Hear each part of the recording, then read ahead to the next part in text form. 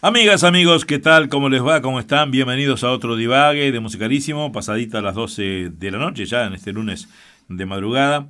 Hoy con una invitada mujer, una invitada especial que hacía tiempo que estaba en carpeta, pero sus ocupaciones no le permitían venir porque es periodista deportiva. Entonces, cuando uno es periodista deportivo y más de un diario como El País, que es un diario muy exigente y es el diario más leído, antes de presentarlo, buenas noches, doctor, ¿cómo le va? ¿Qué tal? ¿Cómo le va? Ya estamos ingresados en este mes de agosto, primer día del octavo mes del año, y qué placer tener a la señora Silvia Pérez, que nos va a tener mucho para contar, porque yo creo que cuando ella se dedicó al periodismo deportivo era todo un atrevimiento que una mujer lo hiciera, pero además ella tiene un apellido ilustre, porque es hija de un gran jugador de fútbol del Club Nacional, Marcelino Pérez, y que además, como periodista junto a Luis Esteban Ríos, fueron dos de los comentaristas de Don Carlos Solé. Así que es un placer recibir a la señora Silvia Pérez. Bueno, muchas gracias. Es un placer para mí estar acá con ustedes y pido disculpas porque varias veces había quedado en venir y esto del periodismo a veces significa estar hasta tarde trabajando y no pude hacerlo, pero bueno, realmente estoy muy contenta de estar acá. Y es un poco así como tú decías, ¿no? Porque yo comencé en el año 87 y era todo un acontecimiento y una revolución que hubiera una mujer hablando de fútbol. Yo trabajaba en ese momento en un informativo que había en Canal 5 que se llamaba Primer Informe, que era una revista informativa, que fue un poco el primer informativo que rompió con aquello de tan duro que había antes en los informativos, ¿no? Esto era una cosa muy distendida, que conducían Rosario Castillo y Daniel Bianchi, Fernando Vilar.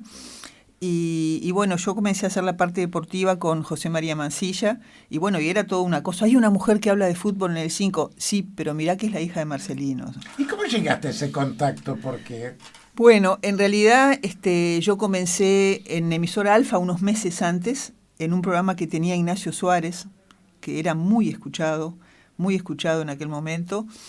Y bueno, y él me puso en un espacio 3 veces por semana a hablar de fútbol. Y me lo presentó Rosario Castillo a él, y bueno, a él le gustó la idea y empecé ahí. Y me acuerdo que el dueño de la radio, Pedro Abuchalja Padre, después me dijo que cuando Nacho le propuso poner a una mujer a hablar de fútbol, le dijo: otra más de tus locuras. Bueno, pero siempre le agradezco a Ignacio, que me dio la primera oportunidad, y a Hugo Brugnini, que era el productor de Primer Informe, que también se la jugó por poner a una mujer a hablar de fútbol, que era algo que bueno, que rompía un poco los esquemas, ¿no? Ahora, Silvia, ¿cómo viene eso? Porque tu papá tuvo mucha relación con el fútbol, fue un hombre muy conocido, reconocido seguramente en todo el mundo. ¿Y cómo empezás? ¿Por tu padre? ¿Porque te gustaba? ¿Cómo es la historia? Y yo creo que un poco por las dos cosas, porque creo que me empezó a gustar el fútbol porque yo iba desde muy chiquita con mi papá a los entrenamientos, a las canchas, y bueno, y empecé a mamar todo eso. Ahora, cuando yo empecé a trabajar en esto, mi papá ya había fallecido, o sea que yo no sé si a él en realidad le hubiera gustado que yo siguiera sus pasos o no, no lo sé. Pero bueno, sí, el fútbol me empezó a gustar por él. Yo recuerdo de ir a práctica siendo muy chiquita, tengo fotos con 3 años con mi padre en el estadio, y yo me acuerdo que yo, si bien creo que el periodismo no era mi vocación, yo quería ser profesora de educación física o veterinaria, creo que de alguna manera yo de chiquita ya jugaba a la periodista, porque cuando iba con mi padre a las prácticas, yo juntaba en el estadio las chapitas, que en aquel momento no eran de plástico como ahora, eran las chapitas de metal, y hacía como una maquinita de escribir con esas tapitas y jugaba a escribir, y también me colgaba en mi casa, me colgaba esas cajitas del Flan Royal, que siguen existiendo, y hacía como un agujerito y me lo colgaba acá y era una cámara y sacaba fotos, o sea que de alguna manera ya estaba jugando al periodista, ¿no? de pequeña. ¿cómo fue esa niñez al lado de papá? Porque lógicamente era otra época, tal vez las exigencias eran otras también, diferentes, era un profesionalismo distinto, ¿no? Pero, ¿cómo llevas esa etapa de la niñez? ¿Qué lindos recuerdos te quedan de aquella época? No me quedan muchos lindos recuerdos porque mi mamá se murió cuando yo nací, a los pocos días. O sea, yo tenía 22 días cuando mi mamá se murió.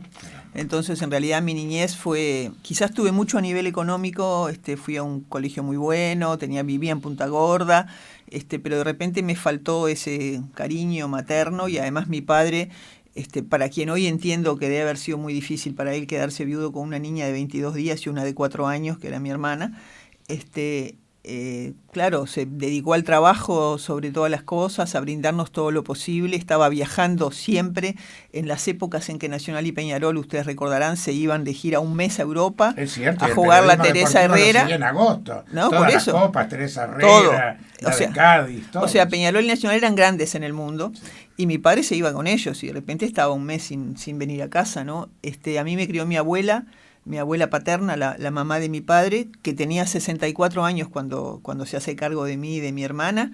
Era una mujer que había venido de Asturias con 11 años en un barco, sola, sin su familia, y no sabía leer ni escribir, pero sabía muchísimo de la vida, y ella fue muy importante para mí. ¿Y ahora mamá tenía alguna enfermedad que No, le vino una flebitis a consecuencia del parto. ¿Qué es una flebitis? Bueno, una de las cosas más complicadas, aunque parezca mentira, es el parto. Porque las alteraciones hormonales provocan una serie de repercusiones, y en épocas donde la medicina no estaba adelantada como ahora, una de las complicaciones era la flebitis, es decir, los procesos inflamatorios de las venas profundas con formación de coágulos que podían desprenderse a distancia y dar embolias que muchas veces eran mortales. Era algo en aquella época bastante ¿Era frecuente? No digo muy frecuente, pero se veía.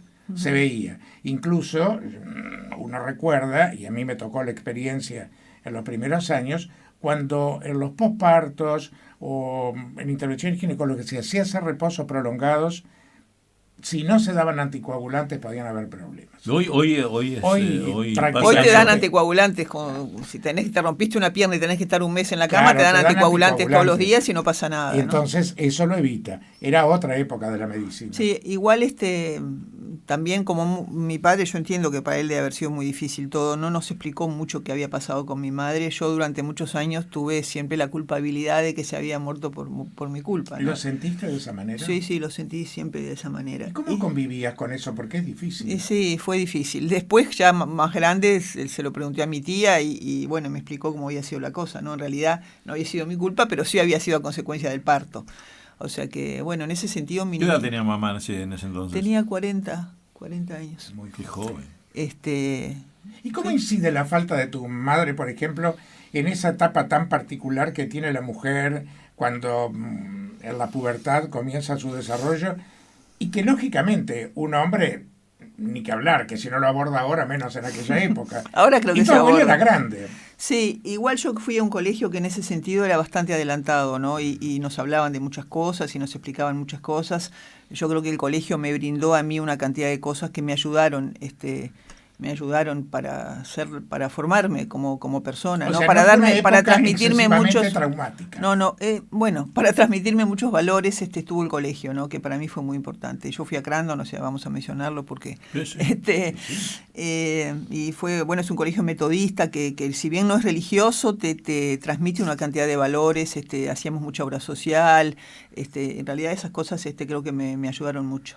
Terminaste el liceo y ahí es cuando comienza, digamos, tu pasión por el deporte, por el fútbol. No, yo siempre tuve pasión por el deporte. Yo era muy buena en el deporte en el colegio. Si bien no me destaqué mucho en el estudio nunca, sí me destacaba en el deporte. ¿Qué te gustaba hacer? Jugaba mucho al voleibol. El colegio era muy fuerte. Además tenés altura para sí, el colegio era muy fuerte en el deporte en aquel momento. Jugábamos contra otros colegios, partidos. Yo era la capitana de la selección femenina del colegio, del equipo de mi clase, y integraba la selección mixta también del colegio. Yo por eso también quería hacer educación física, porque era buena en el deporte, era en lo que me destacaba. Lo que pasa es que yo terminé cuarto liceo, me casé enseguida y no hice educación física. ¿A qué edad te casaste? Me casé a los 18 años. ¿Tan chica? Joven. Sí, y además creo que también... estamos haciendo terapia acá, pero... ese es el divague, hablar de la... Es que es la forma de conocer a la persona. Exacto. Sí, bueno, creo que también fue un poco una necesidad de irme de mi casa pronto, esas cosas de la adolescencia, y yo me casé por el juez de menores porque mi padre no me dejó casarme. Fue todo una Don Marcelino se puso ahí. Sí. Quien fue después mi esposo era el empaquetador del supermercado del barrio y yo era la nenita que iba a Crandon, era una cosa como una telenovela, digamos. Como que había diferencias sociales. Sí, pero no sé si fue por eso, porque mi padre en realidad entendía que yo tenía que seguir estudiando y no casarme tan joven. Creo que ese fue el verdadero motivo. Creo que es el leitmotiv de los padres, ¿no? Que la hija o el hijo no se le case tan chico, de todos los padres. Incluso hoy ustedes verán que las mujeres cuando eligen una profesión, prefieren terminar la terminarla carrera y después casarse. Claro. Porque para mi gusto no hay cosa peor que sentir una frustración por otra. Y a veces Sí. se frustran las dos cosas. Es verdad. Lo que pasa es que ahora también hay otra cantidad de cosas. Hoy las mujeres saben que pueden ser madres más tarde, por ejemplo, ¿no? Que hay una cantidad de tecnología en la medicina que te permite saber que el niño está bien y que lo puedes tener sin ningún problema. Antes la gente capaz que se casaba más joven. Y bueno. Hay pila de gente, Silvia, escuchándonos hasta ahora, de 30, 35 años, bueno, que están estudiando o ya se recibieron, pero las quieren más fácil, capaz están casadas o están en pareja, hoy viste que la gente está más en pareja que se casa, de que, voy a esperar un año más para que el hijo venga. Mira, con a las veces, comodidades. mi experiencia personal, porque claro, todo el mundo lo vive de manera diferente. Yo tuve a mis 2 hijos cuando era una niña, tuve el primero a los 19 años, al otro a los 23, y después tuve a mi hija a los 40. ¿Cómo fue esa diferencia? Entonces yo creo que fui mucho mejor madre de mi hija que de mis hijos, porque cuando era yo una niña y no estaba preparada para ser madre. Eras como una hermana mayor. ¿No te separaste del primer esposo? Sí, me separé. Ah, porque él tan chica. No, y él,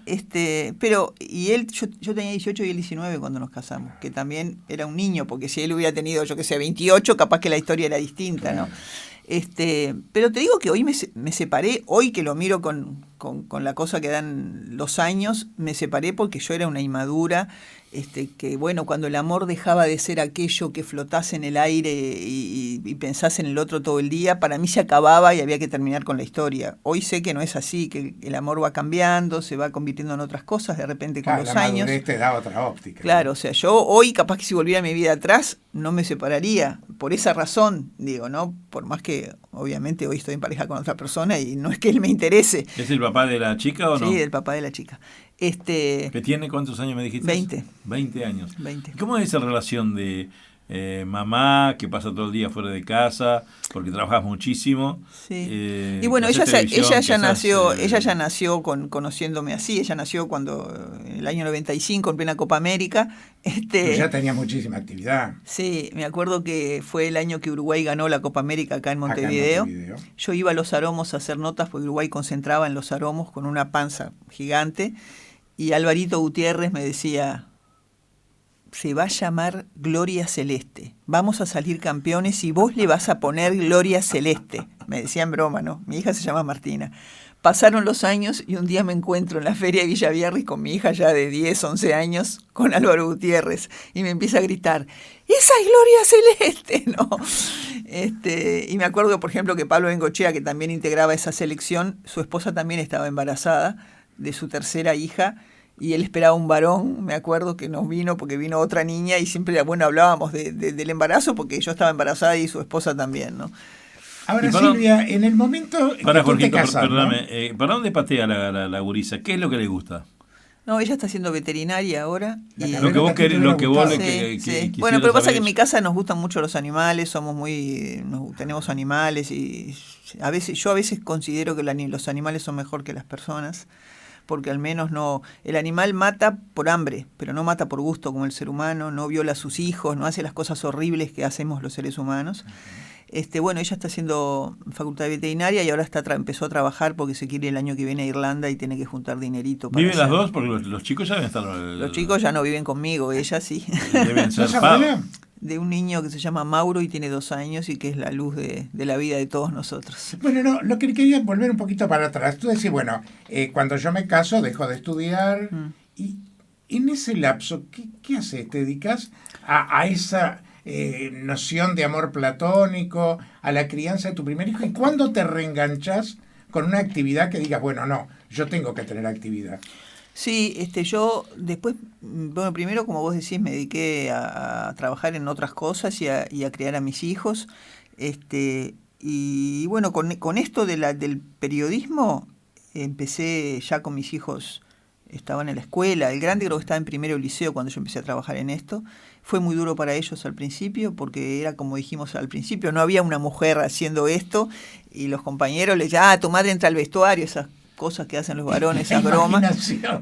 Y no les gustaba, obviamente. Me acuerdo que el grande era muy crítico conmigo cuando yo salía en el informativo, él me criticaba duramente y yo le explicaba que yo necesitaba que él me apoyara, no que me criticara, porque yo recién estaba empezando en esta profesión. Salías en el 5. Sí. ¿Y cómo te trataban los jugadores? Porque también para ellos era una novedad de pronto encontrarse con una mujer en el vestuario. Sí, primero voy a aclarar que cuando yo empecé a trabajar en esto no entraba al vestuario.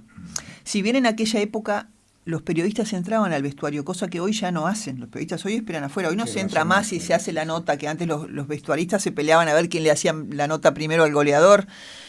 Hoy no se entra al vestuario. En aquella época sí. Entonces el señor de la puerta, el señor que cuidaba el vestuario en la puerta, me avisaba cuando ya estaban todos por lo menos de calzoncillo, ¿no? Entonces me decía, Silvia, entrá. O sea, cuando ya estaban todos como en la playa, digamos. Yo creo que si al principio fue duro para mí empezar en este medio tan de hombres y tan machista, si además me hubiera metido en el vestuario con los hombres desnudos, me hubieran liquidado, ¿no?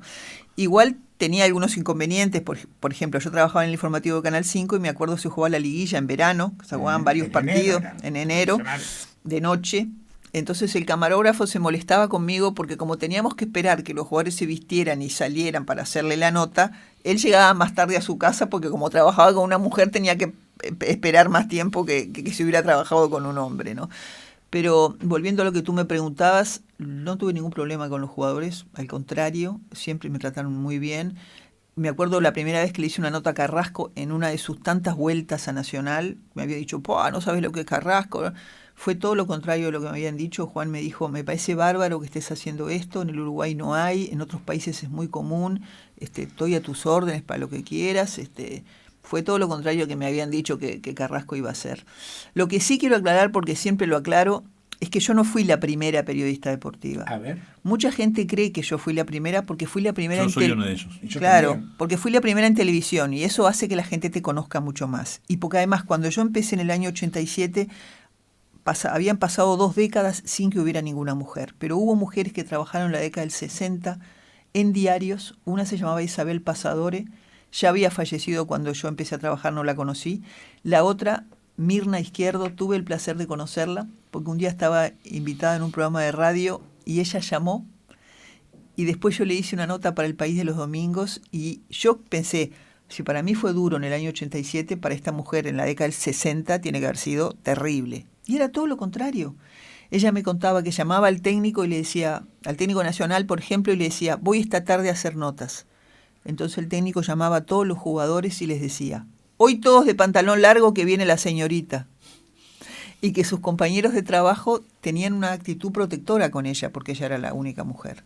Que fue todo lo contrario a lo que me pasó a mí. Entonces siempre aclaro que hubo mujeres que trabajaron en periodismo deportivo antes que yo, 20 años antes que yo, lo que pasa es que no fueron tan conocidas. Yo fui más conocida porque arranqué en la tele, pero siempre me gusta contar eso porque ellas fueron las verdaderas pioneras, no fui yo. Ahora también era una época distinta porque había mucha más estabilidad. Los cuadros de fútbol, Peñarol, Nacional se repetían de memoria en aquella época.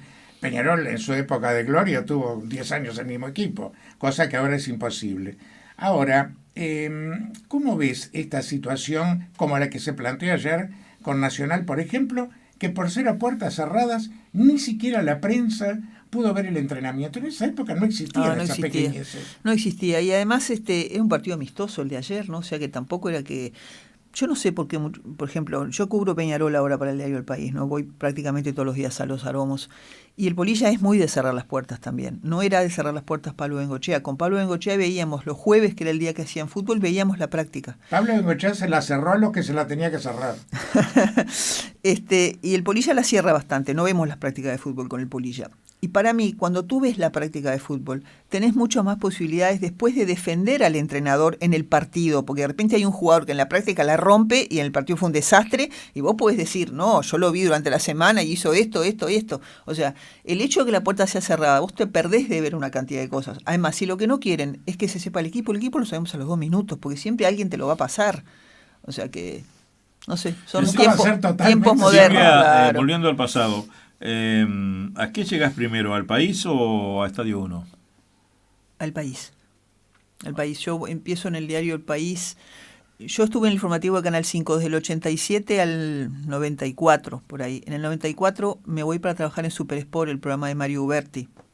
Ahí estuve 2 años más o menos. Después arranqué en el diario El País, o al mismo tiempo arranqué en el diario El País, que quiero recordar hoy al doctor Daniel Sheck, que hoy ya no está entre nosotros, pero que fue el alma del diario El País durante mucho tiempo. Él me dijo un día, yo sé que vos vas a terminar trabajando con nosotros como trabajó tu padre, y bueno, fue siempre un encanto conmigo, y fue el que me abrió la puerta en la sección deportes del diario El País, cuando el jefe era el señor Jorge Crosa, que no le gustaban nada las mujeres, y mucho ¿no? trabajando, no le gustaban las mujeres, Era trabajando. machista para el trabajo. Sí, terrible. Fue muy duro Pero conmigo. sigue Jorge, ¿no? No, hace muchos años que no está más. Él no me dejaba, fue muy duro conmigo, no me dejaba hacer prácticamente nada, me tenía sacando los cables, o sea, no quería. Pero nos fuimos por las ramas. Y después en el año 2000, yo empecé en el diario en el año 94, y en el año 2000 me llamó Julio César Sánchez Padilla a ofrecerme trabajar en Estadio 1. Y yo le dije, déjeme pensarlo, deme una semana. Le dije, porque yo no me veía en esa mesa donde había popes del periodismo, estaba Lalo Fernández, Ariel del Bono. No hay nadie que no haya pasado por Estadio 1. Sí, pero en esa época estaba Lalo Fernández, Ariel del Bono, él golpeaba la mesa como un loco. Yo no me veía en eso, porque cada uno creo que tiene un fuerte en el periodismo o en lo que haga. El mío creo que es entrevistar, a mí me gusta mucho entrevistar, no sé si es el comentario mi fuerte. Y me llamó a la semana y le dije, deme otra semana. Y al final fue Jorge Sabia, que en ese momento era mi jefe en el diario El País, que me dijo, no hay trabajo en este país, vos no vas a decir que no a una posibilidad de trabajo, andá, sentate ahí, decí lo que pensás. Y bueno, y fue lo que hago hace 16 años. Bueno, ¿y cómo te sentís siendo una suerte de decana del programa? Porque 16 años uno lo ve a Sánchez Padilla, con su euforia, con su él lleva como 46, así que no es nada lo mío. Pero de todas maneras es un lapso importantísimo. Sí, bueno, la verdad que me divierto, ¿no? La gente me dice, ¿cómo te bancás a Sánchez? Me dice la gente en la calle. Y es una vez por semana, capaz que si fuera todos los días sería diferente. Pero la verdad lo pasamos muy bien con los compañeros en el programa. ¿No? ¿Sos seria? Porque yo soy habitual, no todos los lunes, pero soy en la teleaudiencia de Estadio 1, y siempre te veo opinar muy bien, pero siempre te veo seria. Mientras los demás se ríen por alguna cosa, vos mantenés tu postura. No, yo qué sé, pasa que de repente cuando uno está hablando se pone serio porque está hablando de una cosa que es en serio, pero también tenemos momentos de bromear. Yo me peleo mucho con Bardanca. Gran periodista, ¿no? Sí, gran periodista. Yo lo admiro mucho a Mario, aunque a veces es muy intransigente, ¿no? También Januzzi era así, que ahora hace poco que se jubiló y se fue. Vuela una mosca y la culpa la tiene Tenfield, y yo pienso que no siempre la culpa la tiene Tenfield, a veces sí, muchas veces sí, pero no siempre. Pero yo lo quiero muchísimo a Mario, es muy capaz, yo creo que hoy debe ser, si no es el mejor periodista deportivo, el mejor comentarista, anda ahí. Es una lástima que hoy no esté comentando en ninguna radio, pero nos llevamos muy bien con los compañeros. Silvia, ¿y cómo tomás las imitaciones? Porque en algún momento se hizo el Estadio -1, por ejemplo. Sí, por suerte no lo vi. En época se te puso como en la mesa de Fox por radio. Sé lo que viste. Bueno, sí, no lo vi nunca, por suerte. La gente me lo ha comentado y ha dicho, cómo trabajás en no sé cuántos canales, porque estás en todos lados. Un día fueron al programa nuestro, al Canal 5, a Estadio 1, fueron Álvaro Navia, que era el que hace de Sánchez Padilla, y fue también la chica que me imitaba a mí. Estuvieron ahí con nosotros en el programa. Yo lo único que le dije fue que no me hiciera, porque me cuentan que parezco boba, no sé, le dije no sé qué. Son las reglas del juego, o sea, uno... ¿No te molesta? No lo vi nunca porque prefiero no verlo para no amargarme, pero no, porque yo creo que son las reglas del juego, sí. Mientras sea, sí, hoy te sentís respetada. Muy respetada. ¿Sentís que tu posición es firme realmente? Muy respetada. O ¿Te sea, podés trancar? Yo creo que soy muy reconocida en el ambiente del fútbol, que soy bastante apreciada, que además hoy la gente, así como los hinchas al principio cuando yo aparecí en el Canal 5 decían, esta que sabe que vaya a lavar los platos, creo que hoy me paran en la calle y me preguntan, bueno, viene Gastón Rodríguez para Peñarol, como le preguntarían a cualquier periodista hombre, ¿no? Creo que también pasa por el lugar que uno se da, ¿no? Porque a veces no es fácil para la mujer trabajar en un ambiente de hombres, todo hombres, con compañeros hombres de trabajo, con entrevistados hombres. O sea, yo cuando empecé a trabajar esto tenía 34 años, tenía la edad de muchos de los jugadores. Entonces creo que también pasa por lo que uno le transmite al otro, ¿no? Por lo que no es que me propuse, no me voy a poner así, ni ser seria, ni ser... No, soy como soy, he sido como soy. Y creo que eso me ayudó porque creo que me gané un poco el respeto con Hay eso. una cosa muy importante que yo veo en vos, que sos una gran profesional, muy conocida, muy famosa, y sos cero divismo, cero estrellismo, cero estrella. Bueno, eso es Sos una mujer porque... muy dada, muy bien. Las veces que te he visto, y la última vez que nos vimos fue en un casamiento, Cumpleaños de 15. en cumpleaños de 15, perdón, cumpleaños de 15. De Virginia Camacho. Del viejo Pancho, el querido la nieta del viejo Pancho.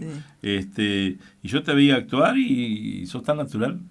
Pasa que yo creo, a mí me enseñaron cuando estudié periodismo, que el periodista es un cable, por decirlo de alguna manera, entre el entrevistado al que le va a hacer la nota y la gente, que ya sea lo va a escuchar en la radio, lo va a leer en el diario o lo va a ver en la televisión. Yo no soy la importante, o sea, yo soy un nexo, digamos, entre el oyente, el televidente o el lector y esta persona que estoy entrevistando. Lo que pasa es que todo eso se ha ido cambiando con el tiempo y hoy los periodistas creen que ellos son los protagonistas. Y vos a veces ponés un programa de radio, sea deportivo o no, pero los deportivos caen mucho en eso también, y empiezan a contar lo que hicieron el día anterior, a dónde fueron. Y yo en realidad lo que quiero es que me hablen de lo que yo quiero que me hablen, en este caso del fútbol. No quiero que me cuenten lo que ellos hicieron la noche anterior, porque no me interesa. Y sin embargo hoy se cae mucho en eso, los periodistas se sienten ellos los protagonistas. Es un tema que puede ser complicado de pronto contestarlo, pero ¿no crees que los periodistas deportivos jóvenes de hoy día se creen demasiado autosuficientes? No sé, depende, no todo el mundo es igual, ¿no? Yo tengo colegas jóvenes que no son así. Por ejemplo, yo cubro Peñarol y ahí cubro Peñarol todos los días con muchachos que son muy jóvenes, Marco Lacase, Nicolás Pirri, son re bien, o sea, hay de todo, hay de todo.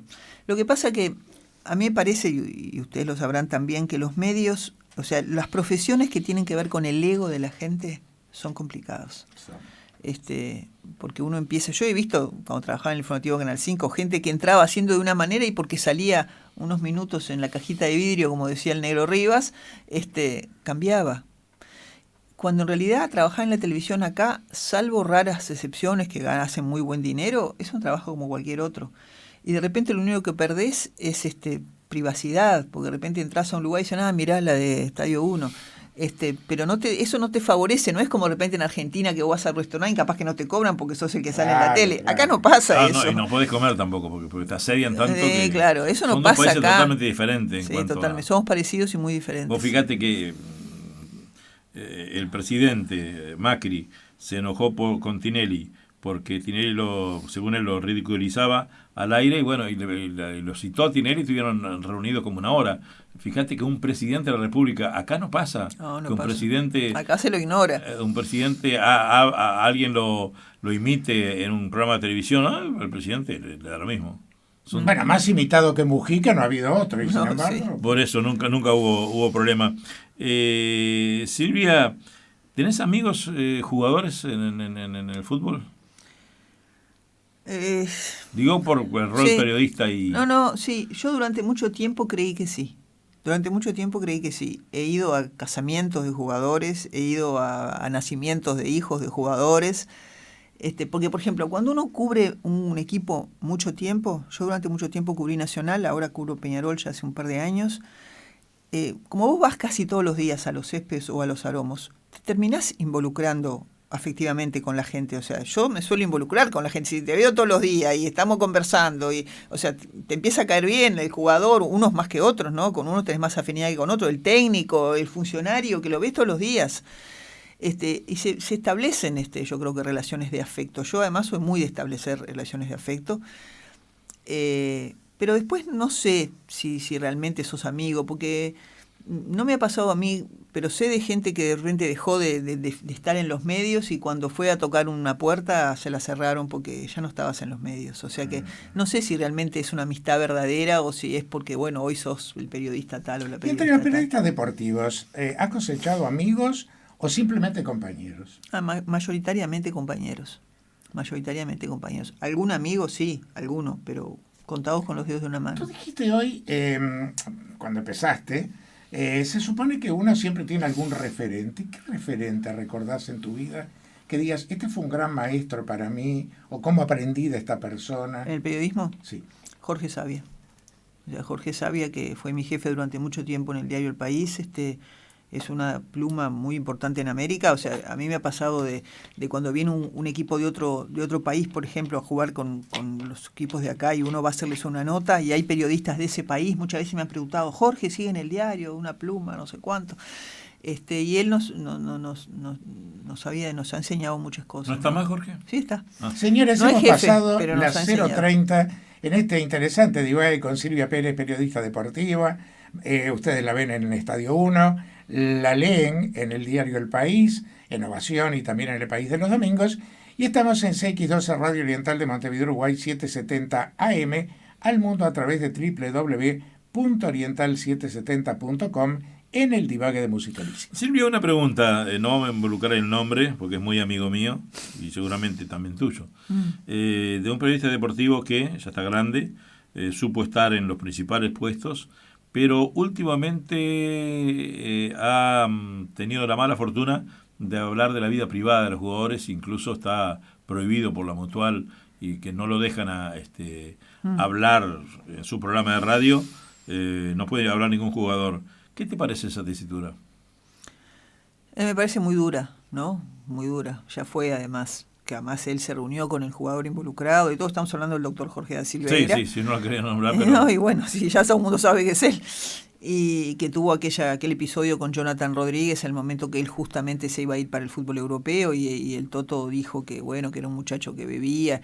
El Toto ha dicho muchas veces cosas así de la vida privada de los jugadores. Lo que pasa es que hoy en día... con la globalización de todo, decís una cosa acá y lo saben en la otra punta del mundo. Claro. Y en ese momento que el futbolista justo llegaba a Europa, al fútbol portugués concretamente, capaz que no fue lo mejor o no el mejor momento. Yo al Toto le tengo aprecio, lo he visto tener actitudes humanas muy importantes, brillante, muy conmigo buenas. Se ha portado siempre muy bien. Te cuento una cosa que muestra para mí lo que es el Toto.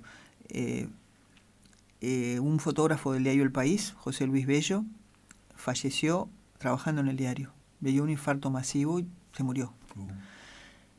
Y tenía 2 hijos adolescentes, su esposa. Estábamos en el velorio y llega el Toto, que acababa de bajarse de un avión porque venía con la selección de no sé dónde. Lo conocía a José Luis de haber compartido coberturas con él. Vino y me dijo, decime cuál es la esposa. Se la mostré. Fue y le dijo, dinero no te puedo ofrecer, pero tengo muchísimos contactos. Vos lo que precises, le pedís a Silvia mi teléfono y yo te voy a ayudar. Y actitudes como esa le conozco muchísimas al Toto. Y si bien de repente en el Toto también el ego pesa, porque cuando vos llevas una carrera como la del Toto, y es lo que hablábamos hoy, es muy difícil cuando uno trabaja en estas cosas que el ego no tenga un lugar importante en tu vida. 55 años, obvio, ¿no? Pero yo lo respeto mucho porque le he visto tener actitudes humanas muy buenas. Y lo que hizo con Jonathan se equivocó. Para mí se equivocó. Yo siempre trato de juzgar al jugador por lo que veo en la cancha. O sea, si en la cancha rinde, lo diré, si no rinde, lo diré. No me parece que yo sea nadie para hablar de la vida privada de la gente, porque cada uno hace con su vida. Es el único caso, ¿eh? No, obvio. Porque yo el otro día escuché a un periodista deportivo, no importa quién, decir que el futuro de Viudesa Nacional dependía de que él arreglara su vida. Y por eso, a mí me parece que cada uno vive su vida como quiere o como puede. Como Carlos Núñez era discoteca. Como puede. Entonces, yo no creo que nadie de nosotros tenga derecho a juzgar lo que hacen los demás. Sobre todo cuando los jugadores muchas veces cometen errores siendo unos niños, ¿verdad? Al jugador de un equipo grande, sobre todo, la fama le llega cuando tiene 19 años. Consigue dinero, el representante le compra un auto, se lo da, las chiquilinas lo están esperando, las divinas chiquilinas lo están esperando a la salida del estadio. O sea, es muy difícil tener los pies en la tierra con todo eso. Te dicen que te van a vender a Europa por tanto dinero. ¿Qué chiquilín de 19 años puede tener los pies en la tierra con esa realidad? Muy pocos o ninguno. Yo muchas veces he visto jugadores que les pasa eso, que de repente se van a Europa, vuelven 8 años después convertidos en otra persona, porque maduraron. O sea que a mí me parece que es muy difícil juzgar a un chiquilín que está teniendo de repente esas equivocaciones, por decirlo de alguna manera, entre comillas, en la vida. También algunos se han frustrado por irse demasiado temprano, ¿no? Obvio, pero A veces Están es las lo que- reglas de juego. sí. Mira, aquí tuvimos hace no mucho tiempo, es de la casa, lo quiero muchísimo, al Patito Aguilera, que fue el que me dio en una nota que hicimos con Maradona, cuando Maradona lo dijo acá, en este divague, que él se drogaba, y yo recuerdo que, porque todo se sabe, ¿no? Un productor de Bernardo Neustadt estaba escuchando y reprodujo todo a las 3 de la mañana, a las 6 de la mañana empezaba el programa de Neustadt, y lo dijo Maradona a la 1:30 de la mañana, y lo hicimos, el divague fue grabado, pero salió cuando vos grabás, viste que vas con hora como ahora, esto es grabado y sale el lunes. La gente sabe que es grabado, pero nosotros vamos diciendo la hora, todo. Y bueno, fue el Patito Aguilera quien intercedió, porque cuando Maradona vino, ya hace muchos años, porque estaba gordito, para hacerse un tratamiento con el Chino Liu, que vino Susana Jiménez, y bueno, varios del ambiente argentino. Y ahí Maradona confiesa, porque el divague es hablar 1 hora y media como estaba hablando contigo, de tu vida. Acá no hay libreto. No hay libreto. Y Maradona, yo le pregunto, digo, ¿alguna vez te adoraste, Dios? Me mira y hace un silencio de 20 segundos, que ese silencio mata en radio, más a la medianoche. Sí, me drogué. Y yo ya justo me dio el pie justito para hacerle varias preguntas más, ¿no? Claro. Y absolutamente nadie sabía que Diego era drogadito. Pero él me decía, pero Abel, fue en el Nápoles, cuando yo llego al Nápoles, y bueno, ahí me contó la historia. Y acá, el Patito, no hace mucho tiempo, era un año que estuvo, ¿no? Sí, un par de años. Contó con toda crudeza su historia, ¿no? Contó con toda crudeza su historia, y él dijo, por haber nacido en un barrio y haber estado jugando en Peñarol, nació el Peñarol. Jugó los dos, pero Italia fue donde... A los 19 años y a los 20 años fue contratado. Dice, si yo hubiera tenido la madurez suficiente, yo hice muchas cosas malas, en la cual hoy me arrepiento. Y bueno, él dice que ahora tiene un chiquito que juega al fútbol y que él le dice que tiene que terminar el liceo, que juega muy bien, el hijo del Pato, pero que bueno... Juega en Peñarol en la formativa. Exactamente. Y él dijo acá, si no fuera el Paco Casal, que es el que me hace... dice, yo le debo la vida al Paco Casal. Dice, si no podría vivir. Si no fuera por el Paco no podría vivir. O sea que el Paco tiene sus detractores, pero los que juegan al fútbol, que él los ha representado, se ha portado maravillosa. Le salvó la vida a toda esa gente. Y además, Paco, para mí hay que sacarse el sombrero en algunas cosas. Se habrá equivocado como todos, en muchas cosas también, pero él fue capaz de llevar jugadores que ni siquiera eran brillantes, que uno podría llamarlos de medio pelo, a jugar a Europa y salvarles la vida.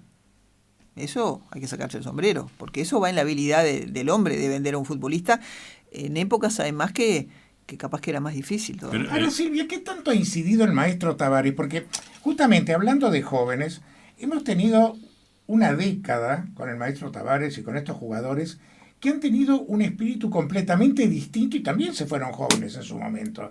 Es gente que ha aprendido idiomas, es gente que se ha socializado, es gente que ha invertido en negocios. ¿Qué tanta incidencia puede haber tenido la presencia en la selección con el maestro Tavares en el moldeamiento de estos jugadores? A mí me parece que yo el gran mérito que le reconozco a Tavares es ese, el haber puesto orden y disciplina en la selección que antes no lo tenía. Que lo vivió él mismo en el año 90 en Italia. También. Claro, de repente había que haberlo traído antes, porque él capitalizó lo que le pasó en Italia 90. Pero creo que su gran mérito fue haberle dado a la selección un orden y una disciplina que no tenía. Y el cariño y encontrar, de la gente. Bueno, eso se lo consiguió después, cuando con los éxitos se lo consiguió, porque el cariño no viene de primera.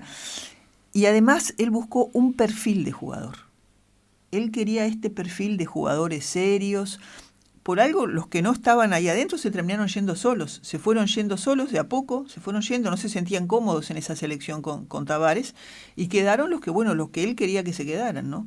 Yo creo que ese es su gran mérito, porque futbolísticamente hablando, la verdad hemos sufrido siempre. Está bien, salimos cuartos en Sudáfrica, fuimos campeones al otro año en la Argentina, pero siempre con la calculadorita, siempre en el repechaje. O sea, futbolísticamente yo creo que el maestro no hizo una revolución. Lo que sí encontró Fue un tipo de jugador, además una generación muy muy buena, ¿no? La que sale cuarta en Sudáfrica, teníamos jugadores, Forlán en su mejor momento, por algo fue elegido el Aparte mejor de haber jugador. sido el mejor jugador del Mundial, sin ser su selección la campeona del mundo. No, eso es impresionante.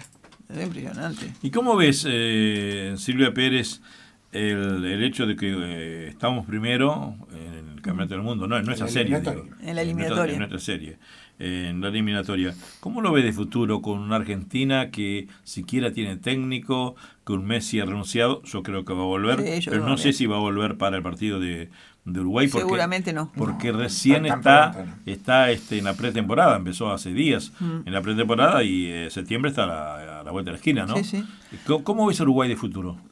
Ojalá que bien, o sea, Uruguay tiene eso, o sea, uno no puede asegurar que vamos a clasificar directamente, no lo puedo asegurar, porque siempre hemos sufrido para clasificar. Pero al fueron Campeonato del sorpresas, Mundo. porque 3 goles a Chile y 3 a Colombia No, no claro. se dan todos los días. No, claro. Y ganar en Bolivia menos. Arrancamos muy bien, y sin Suárez, arrancamos muy bien y sin tener a la estrella.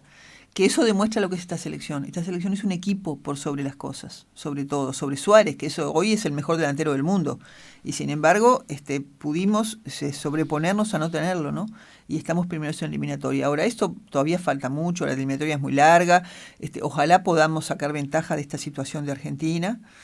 Argentina está como estábamos antes nosotros de repente. Teníamos un lío en la selección, era todo un nada, hasta que vino Tavares y puso orden, ¿no? Parecería que con sus luces y sus sombras, la muerte de Grondona fue el entierro del fútbol argentino. Totalmente. Porque a menos Grondona sería lo que sería, pero con él las cosas marchaban. Mandaba. Se acabó Robaba, Grondona pero hacía funcionar la cosa. Hay una disputa que tenemos con el doctor Jorge Marfitán, y vos que sos periodista deportivo, Jorge, hará un mes y medio tuvimos una discusión al aire, nosotros a veces discutimos, nos peleamos, Está bien, nos amamos. de eso se trata la vida. Eso es lo bueno. Exacto. Y bueno, él dice que el maestro Tavares no puede dirigir la selección porque está en una silla de ruedas, y yo digo que no. Digo que no es una buena imagen para un entrenador. Bien, y yo Esto decía, lo digo como médico. y yo decía que no, que si mentalmente el tipo está apto, bueno, la silla de ruedas se la llevan, está en la cancha. El técnico, para mí, que mirá que no soy periodista deportivo, pero para mí, dar las órdenes y demás se las puede dar a Rebollo, a cualquiera de los que lo ayudan, y no tiene por qué él andar atrás de la jugada. Si él ya habló en el vestuario, habló sí, en la igual, concentración. a ver, en los entrenamientos el técnico por lo general está en la mitad de la cancha y Tavares no lo hace. Tavares ahora está en un costado sentado en una silla y los que están en la cancha son Celso Otero y Mario Rebollo. Es verdad que son sus ayudantes, que están hace mucho tiempo juntos, que los jugadores ya saben lo que Tavares quiere, o sea, es verdad. Yo comparto con el doctor que no es una buena imagen para un técnico de fútbol estar en un carrito. No es una buena imagen. Y menos para el prestigio que él ha tenido. Creo ahora, que no se lo merece. nosotros tuvimos un problema ahora hace poco en la Innovación, concretamente en el diario El País, porque publicamos cuál era la enfermedad que él tenía. ¿Quién lo que no es, parece que no es esa, es otra. Parecido. Sí. Pero bueno, Tavares tiene esa forma de ser tan particular con la prensa. Tiene una forma de ser muy particular. Lo mismo cuando contestó, la salud es... Pero ese es el problema. Si él, la primera vez que un periodista, porque arrancaba un proceso de la eliminatoria y todos sabíamos que él había estado internado el fin de semana anterior en el sanatorio americano. Aparte se lo notaba que se iba deteriorando. Bueno, eso también. Entonces un periodista le pregunta en la conferencia de prensa cómo estaba su salud, dado que había estado internado el fin de semana en el americano. Él se molesta, le contesta mal, le dice que eso pertenece a su vida privada y que él está ahí trabajando al firme y que ellos lo están viendo. Si él, en lugar de contestar eso, la primera vez que se le preguntó, hubiera dicho, miren, tengo esta enfermedad, que es una neuropatía. Una neuropatía degenerativa. Tal cosa, pero no me impide trabajar, y hubiera aclarado los puntos, no pasaba nada. Pero como él contestó así, y él no es cualquier persona, él es el técnico de la selección uruguaya, que en este país futbolero, para mí, después del presidente de la República, es la figura más importante. Entonces, todo el mundo empezó a hablar, ¿qué tiene Tavares? Más cuando apareció en el carrito. Ahí, todo el mundo. Entonces, el editor del diario El País, no de Ovación, del diario en general, empezó, hagan una nota, averigüen qué tiene Tavares, escríbanlo, porque la gente quiere saber. Costó horrible, porque nadie, en el entorno Tavares, nadie te decía lo que tenía. Al final, un compañero mío, José Mastandrea, hizo la averiguación y publicó que era el Guillén Barré. A los pocos días, que además la nota fue en 2 páginas de Ovación, una página y media hablando loas de Tavares, Sí, diciendo que los jugadores lo apoyaban, que estaban con él, que todo loas a Tavares, y en un recuadro explicaba cuál era su enfermedad.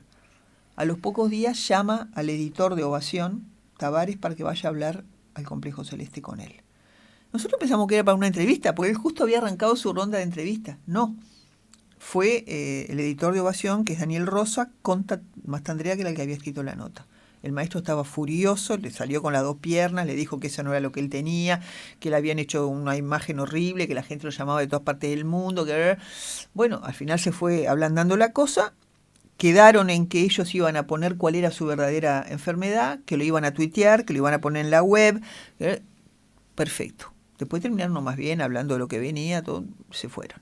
Al otro día hicieron la misma maqueta, o sea, la misma que había salido, 1 página y media hablando de lo que viene, de Argentina, todo, el maestro Loas, y en un mismo recuadro diciendo que el maestro aclaraba que su enfermedad no era la que había sido publicada, sino una neuropatía, Perfecto. Al otro día llama el encargado de prensa a decir que el maestro no había quedado, lo pusieron en el Twitter, en todos lados, que no había quedado conforme y que no le iba a hablar más al diario El País. Entonces, si él de primera hubiera aclarado cuál era su enfermedad, se hubiera ahorrado todo este problema. Y después de eso salió por todos los canales aclarando cuál era su enfermedad. Lo hubiera dicho de primera, cuando la primera vez un periodista le preguntó y él se contestó mal y se molestó, y no hubiera habido ningún problema. Que en último término, aclaro, el Guillain-Barré también es una neuropatía degenerativa. O sea que le pongan o no le pongan el nombre, el tema es el mismo. Hay una desmielinización, la banda que cubre el nervio desaparece, eso hace que el nervio no genere potencia muscular y por lo tanto lleva a la incapacidad. Ahora, Jorge, y yo sigo pensando que un técnico tiene que estar parado al lado de la raya de cal, yendo, viniendo, igual, gritando. Eso es en un partido que él en definitiva se puede acercar a la línea de cal con el carrito o le puede decir a los demás que griten. A mí en lo que más se siente es en los entrenamientos. No es imagen. Porque no, además en los entrenamientos el técnico está dentro de la cancha con los jugadores, para una jugada, explica una cosa, y él no lo está haciendo ahora. Ahora, yo no estoy diciendo con esto que él no pueda dirigir la selección, porque yo creo que ya después de 10 años al frente de la selección, que es todo un récord para el fútbol uruguayo, ya todos saben qué es lo que Tavares quiere, los jugadores, todo. A mí me parece que mientras que la selección le vaya bien, él va a seguir, nadie lo va a sacar a Tavares por la enfermedad, ¿verdad? Ahora, en esto mandan los resultados como han mandado siempre. Ahora, Jorge, eso podía haber sido, pregunto de ignorante, ¿no? ¿Podía haber sido de la mala operación que le hicieron o eso es aparte? Bueno, él ha tenido una historia compleja, porque además ha tenido intervenciones sobre la columna vertebral y ustedes saben que la columna, uno de los riesgos que tienen las intervenciones es tocar nervios importantes. Pero esto es una enfermedad autóctona del nervio. Él puede tener la peor patología de columna, pero no es eso lo que le provoca la neuropatía. Que muchas veces la causa puede ser la diabetes, por ejemplo, una de las más frecuentes. ¿Pero aparece después en la vida como le apareció a él o se tiene toda la vida esa enfermedad? En general es crónica. Puede tener etapas de mejoría, que él aparentemente las tuvo, porque él habló también de que en algún momento se había hecho tratamientos y había estado mejor, y muchas veces ni siquiera se sabe la causa. Entonces la medicina, que tiene lindos títulos, dice que es una enfermedad idiopática. Es decir, no se conoce la causa y muchas veces es autoagresiva. Es el propio organismo autoinmune el que genera ese tipo de afección. ¿Y eso no te puede dar mal humor y todo ese tipo de cosas? Bueno, cualquier persona que esté limitada, siendo una... Siempre fue así. Yo te lo transmito... ¿Siempre fue así? No, yo no lo conozco. Pero escúchame, lo transmito para cualquiera de nosotros dos, que estamos acostumbrados a ir, venir, yo viajar, vos ir, venir, y suponete que mañana tenemos que estar en una silla de ruedas. No, y además yo sé que es muy doloroso. Es doloroso, claro. Entonces eso también te puede trastornar. Porque tiene la tú estás bancando un dolor, motriz, pero tiene dolor, la irritabilidad sensitiva. Entonces, si tú estás bancando un dolor 24 horas por día, obvio que te vas a poner de mal humor. Ahora, yo me acuerdo de Maestro Tavares en Italia, en el proceso previo a Italia 90, que una vez se enojaba también y se molestaba. Yo creo que él también, su manera de ser es esa. Bueno, ahí te cuento, ahí yo estaba presente. Ahí donde nace la pelea, que hasta aún continúa, entre el Toto da Silveira y el Maestro Tavares. ¿Y por qué? Nosotros veníamos de Milán. ¿Tú estabas en el...? No. ¿No fuiste a Italia? No. La concentración estaba más o menos a unos 20 kilómetros de Los Ángeles. Y eran como las 12:30 de la noche. Yo venía manejando, el Toto al lado, el Toto le admiro, se duerme, venía durmiendo. Juan Carlos Laurenzo venía atrás. Me acuerdo hasta hoy en un Fiat chiquitito que había alquilado la radio. Y bueno, y el Toto se despierta y dice: a ver, negro, dobla aquí a la izquierda, vamos a la concentración. ¿A la concentración, Toto, te parece? Yo miré la hora, 12:15 de la noche. Y no, yo tengo que hablar con Tavares. Bueno, allá toca timbre, era una enorme concentración allá estaba el portón donde había un guardia, y para como a 50 metros más o 100 estaba la concentración. Y entonces el Toto llama, habla ahí medio en italiano con el portero, y el portero va, que quería hablar con Da Silveira, y viene Mortimer Valdés, que era el que estaba a cargo, era el presidente de Cerro, sí, estaba a cargo de la delegación. Y yo pensé para mí, esto no va a quedar en buenos términos. Viene Mortimer Valdés y dice: mira, Toto, dice Tavares que mañana hace una conferencia de prensa, pero que hoy ya están por descansar y no te va a recibir. Y el Toto otra vez le insiste: no, anda otra vez a decirle que yo tengo urgencia de hablar con él. Viene con el mismo resultado, que no lo atiende. Bueno, yo nunca había visto al Toto con tanta bronca y tanta rabia. Lloraba y dice: hijo de fui yo el que lo coloqué en la selección, como técnico. Íbamos a comer con mi mujer y la de él permanentemente, somos amigos y amigos, y a mí me hace esto.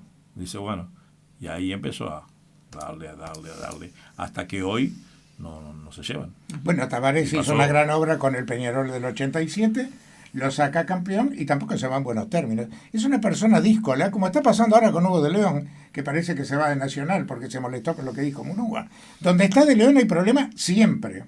Ahora, Silvia... Igual, el presidente de Nacional quiere convencerlo de que se quede.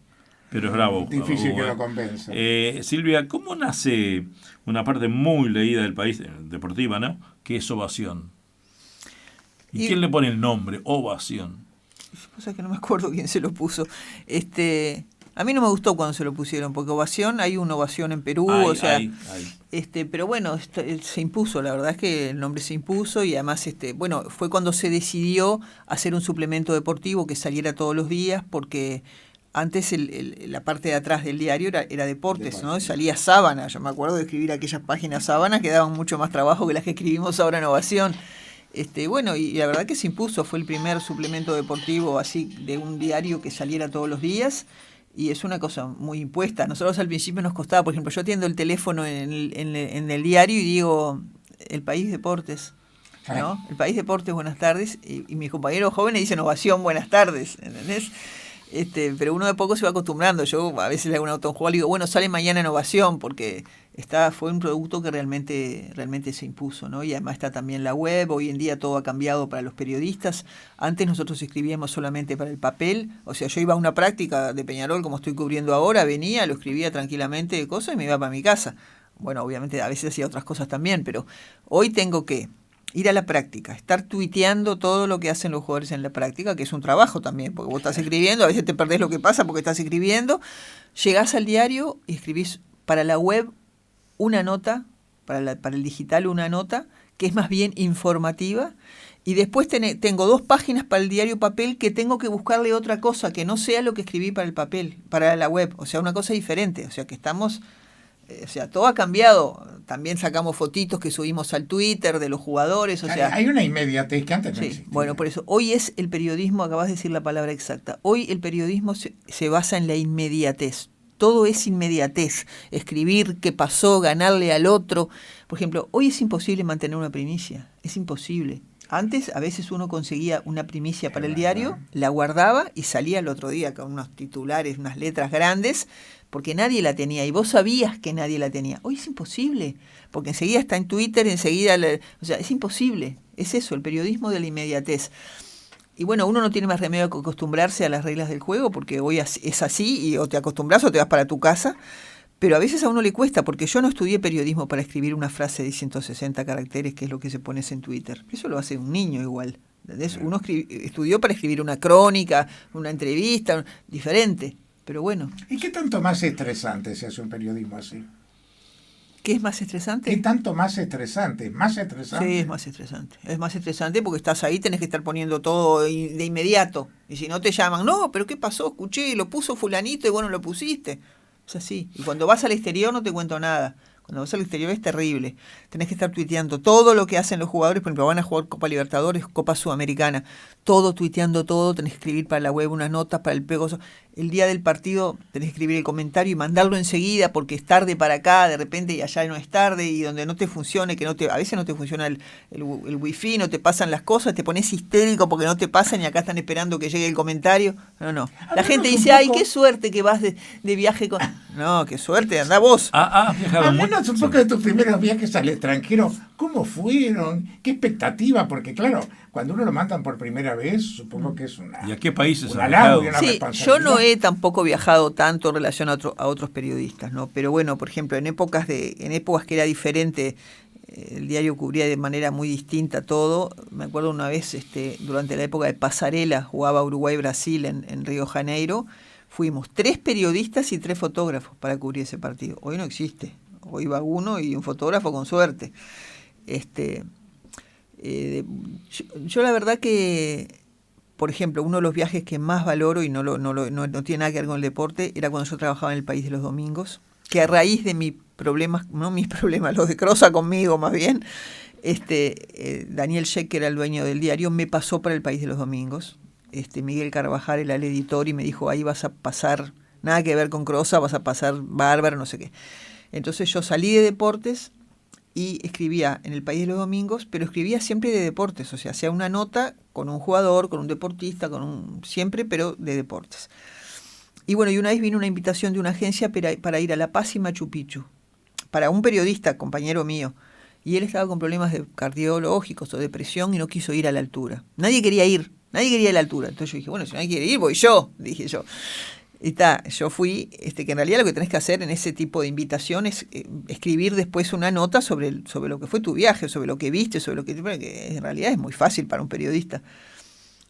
La Paz, que es una ciudad muy pintoresca, me encantó. Qué linda ciudad, ¿eh? Bueno, mucha gente odia La Paz, a mí me encantó. El Lilimani de fondo es una maravilla. Y cuando vas bajando, viste que si porque llegás de noche... el aeropuerto es el que está a 4.000 metros. El aeropuerto del Alto. Cuando vos bajás, y nosotros llegamos de noche, bajás del aeropuerto del Alto por la montaña y de repente aparece toda la ciudad. A mí me encantó La Paz. Es una maravilla La Paz. Y después fuimos a Machu Picchu, y fuimos Cusco-Machu Picchu, que fue una experiencia...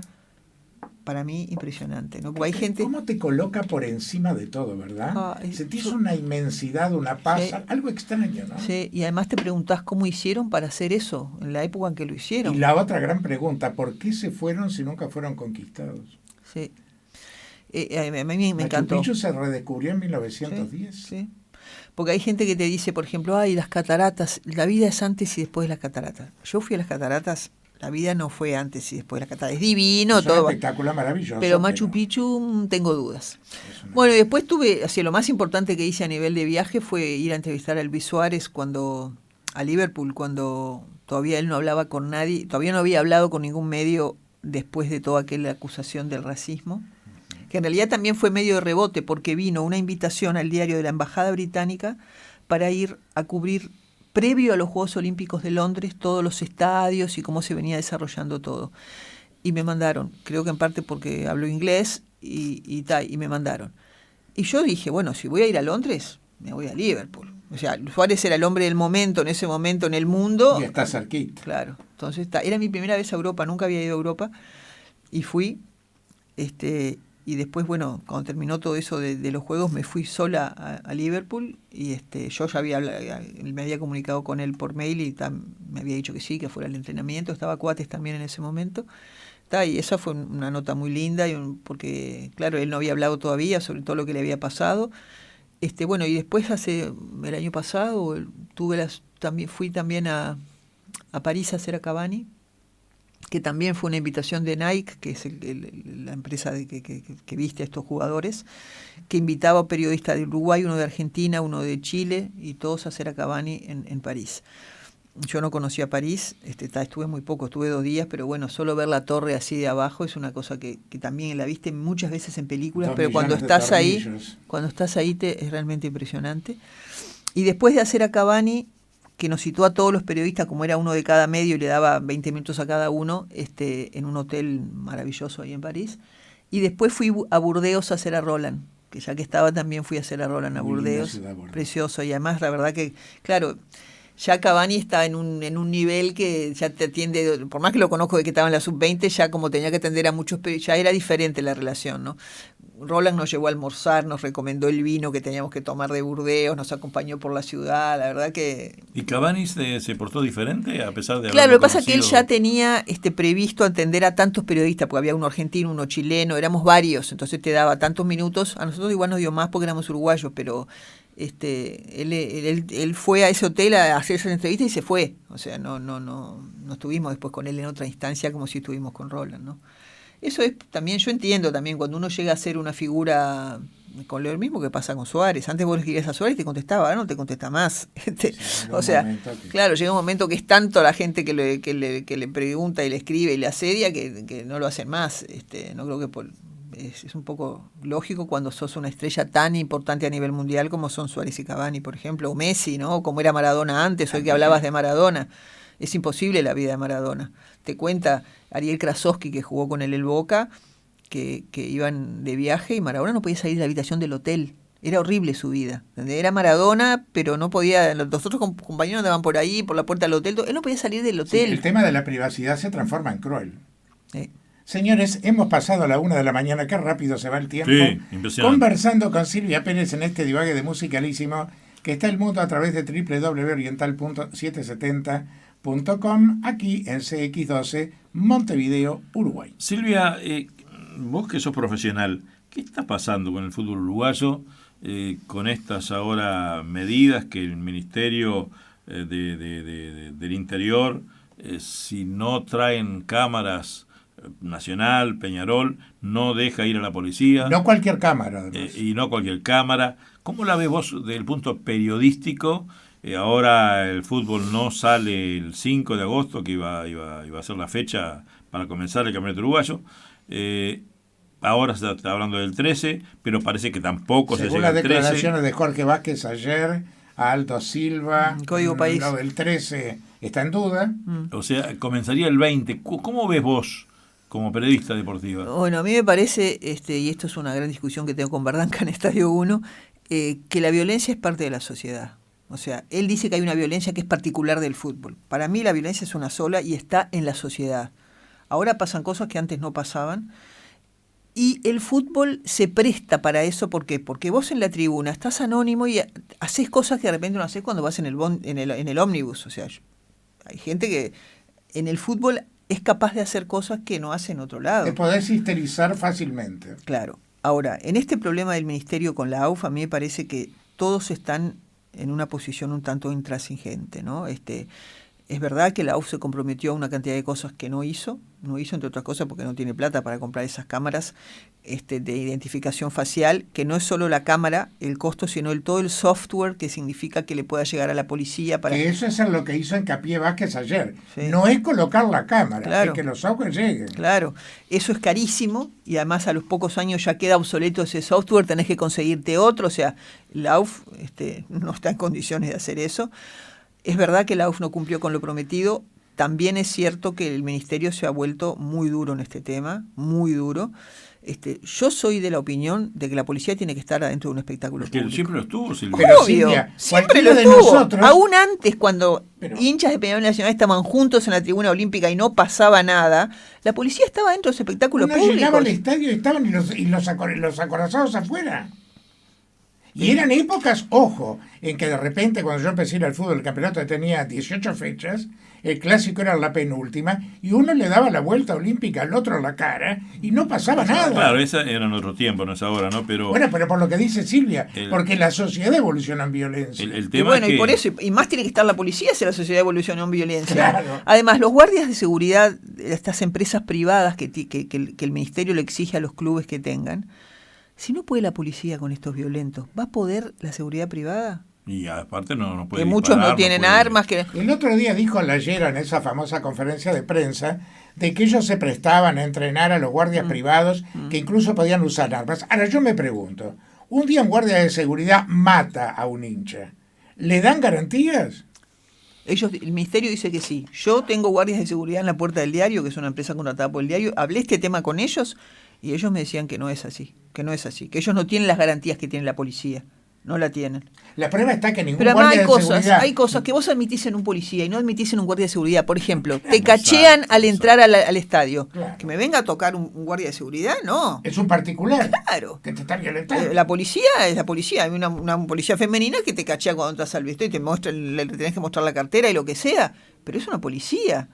Lo que pasa que además, en esa violencia nueva que hay, que es diferente a la que había antes, se le ha perdido el respeto a la policía.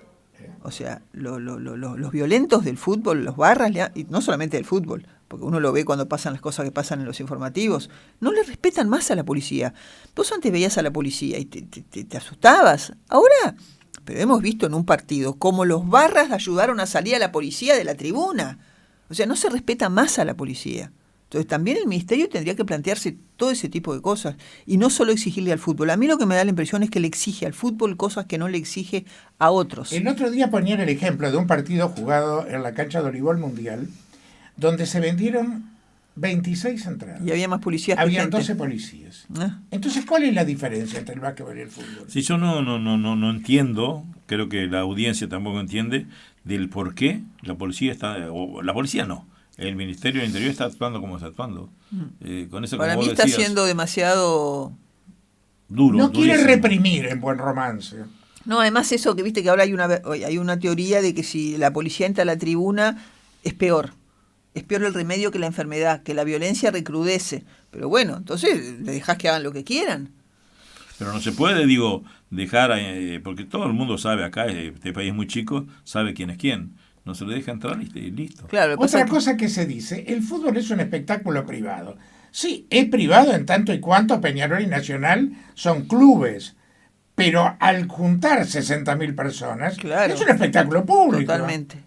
Totalmente. Ahora, ¿por qué crees vos, Silvia, que hace muchos años que vas al estadio, muchísimo, vas a todos los partidos? ¿Por qué la cosa está como está? ¿Por la droga? ¿Por el alcohol? ¿Porque estamos mal? ¿Porque ahí nos agarramos con todo el mundo? ¿Qué es lo que pasa? Porque es un sector, no es todo el mundo tampoco. No es todo el mundo.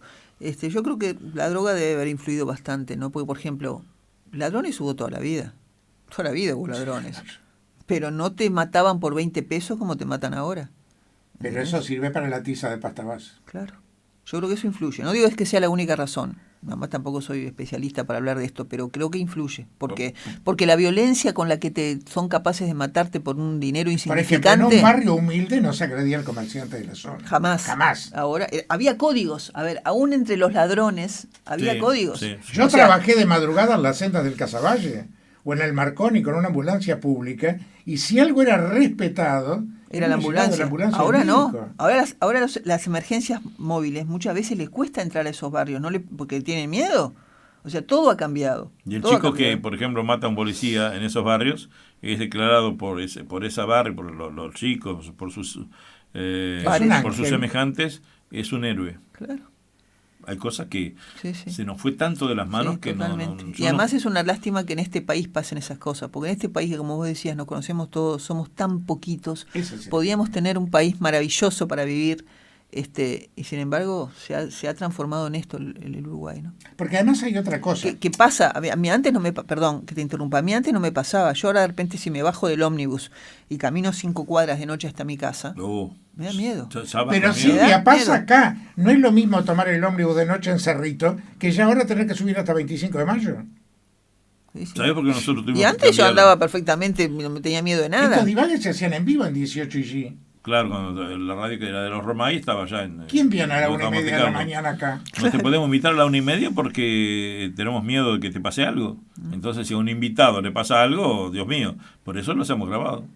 Que en vivo, una cosa en vivo es en vivo. Es otra Pero cosa. grabado, bueno, sale y como es el único programa que está al aire a esta hora de la noche. No, porque habitualmente el divague no era coparticipativo con la gente. Siempre fue una entrevista. Exactamente. Bueno, Silvia, en otro orden de cosas, ese es un mundo del regalo de entradas y demás que también se habló ayer. ¿Existe? ¿No existe? ¿Qué es lo que pasa? Porque yo escuchaba a Julio Luis Sanguinetti que decía que de ninguna manera Peñarol hacía eso. Pero todos recordamos, Alberto Kessman no quiso hablar de los muertos, yo sí voy a hablar. Todos recordamos que uno de los grandes culpables de esto fue el contador Damiani cuando inventó los becarios.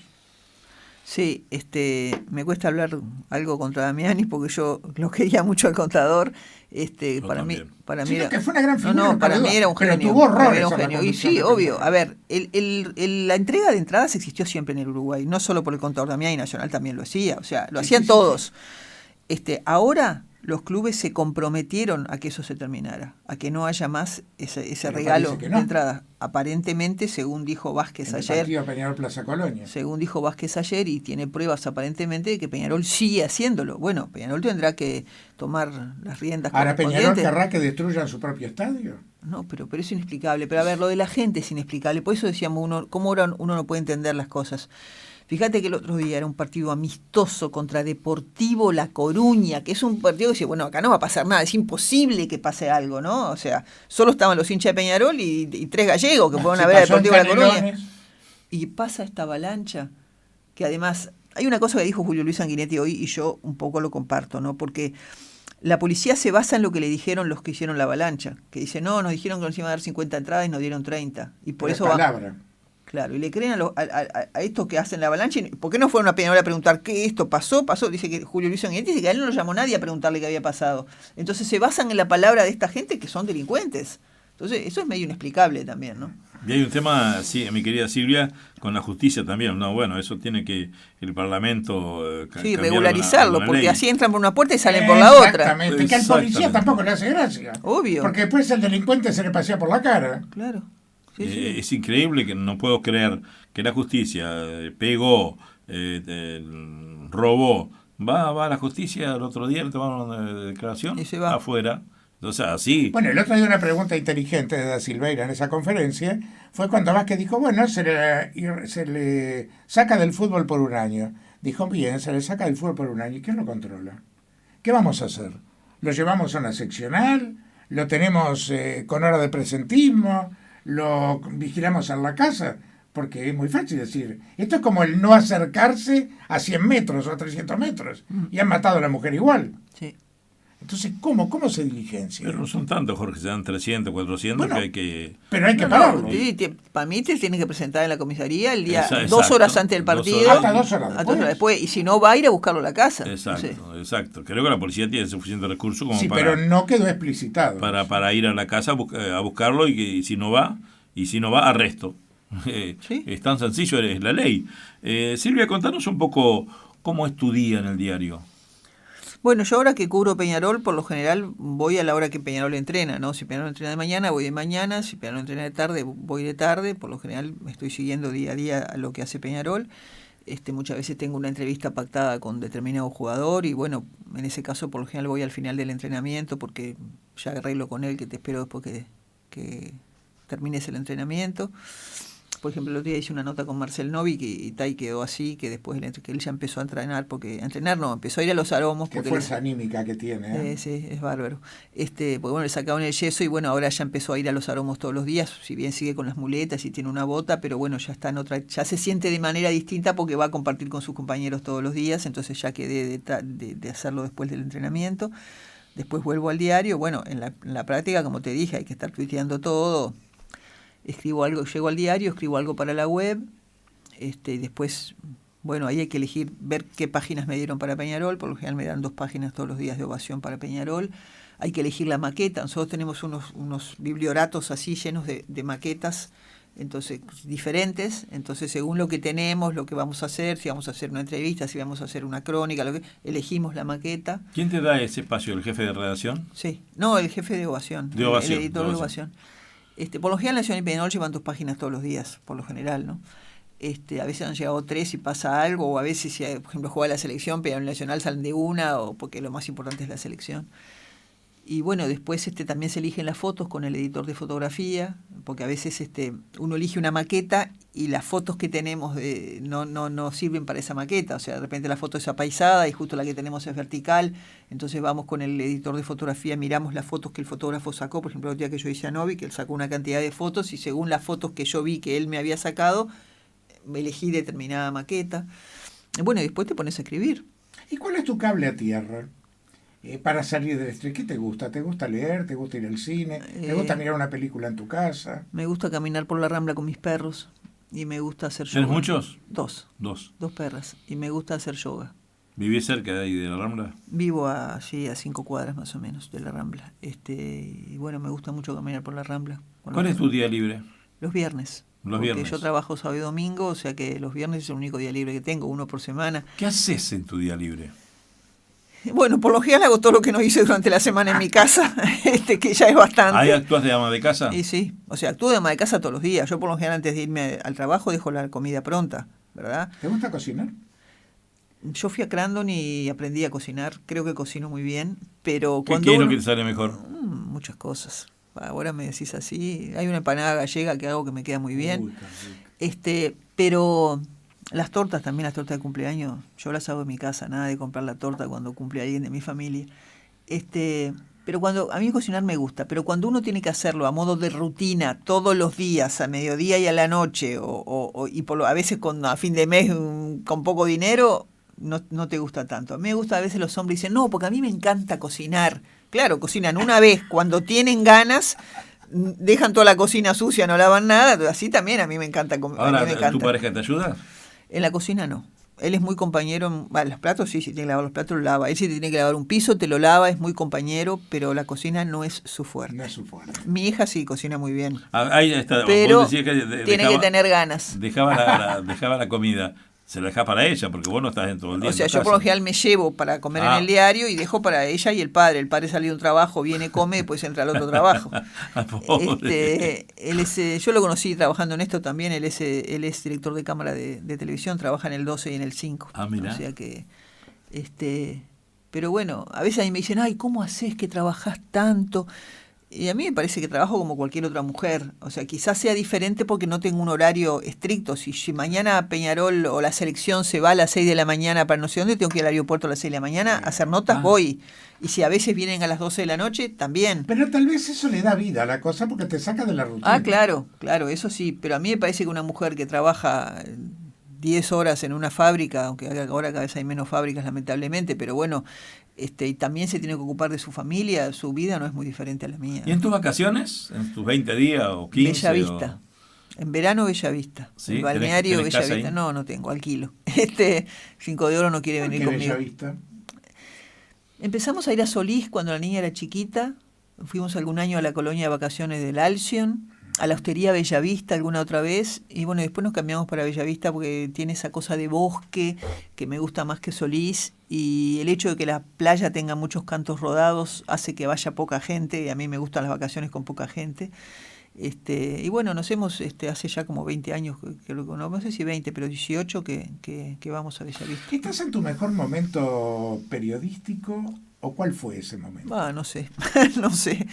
Porque uno tiene que tener autocrítica, nunca se llega, siempre es bueno mejorar, pero a veces hay un punto en que uno dice, sí, realmente este es mi momento. No lo sé.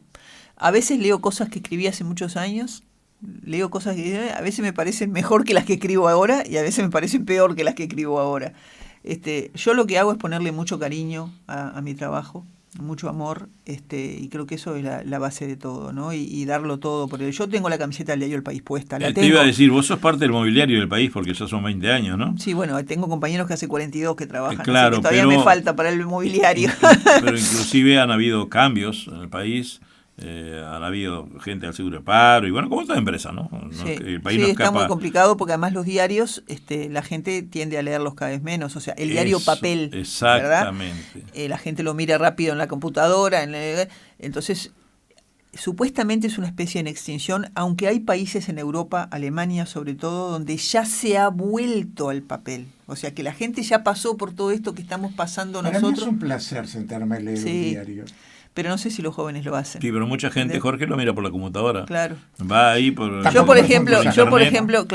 claro, en la computadora es lo chiquito, lo informativo. Claro. Si te gusta leer, es diferente el papel. Claro. Yo, por ejemplo, cuando le hago una nota a un jugador, así que sé que va a salir grande y linda, por ejemplo, la de Novik del otro día salió muy linda por el diagrama. O sea, la maqueta que buscamos estaba muy linda porque era una cara grande de él y después él con las muletas. Las muletas, sí. Entonces yo le dije... Porque me dijo, avísame cuando sale. Porque ayer yo no sabía. Salió, ¿no? Sí, yo no sabía si iba a salir ayer o si iba a salir otro el día. país, ¿no? Entonces le escribí. Le dije, sale mañana tu nota. Gastá una moneda y comprá el diario. Le puse. No lo mires en la computadora porque es mucho más lindo el papel. Y me puso, jaja. No, aparte sí, eso lo tiene como recuerdo también, claro. ¿no? Bueno, le voy a hacer un chiste de mal gusto a Silvia Pérez. A ver. Le voy a preguntar de qué cuadro chico es hincha. Porque los periodistas deportivos son hinchas de cuadros. Bueno, si querés te digo de Basáñez.